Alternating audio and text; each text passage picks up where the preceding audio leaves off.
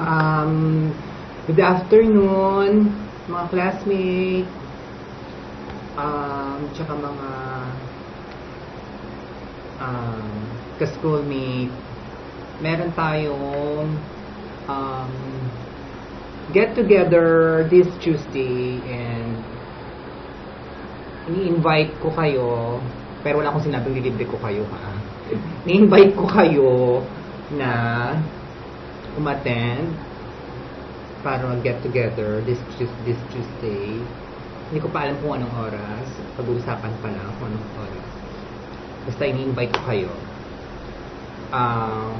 Wala naman kayong dapat dalhin kundi yung sarili nyo at saka 2 box ng sardinas, tapos isang sakong bigas, i-hand carry nyo lang ha, tsaka noodles 2 box per head, tsaka banig at tsaka unan. Yun lamang po. Thank you.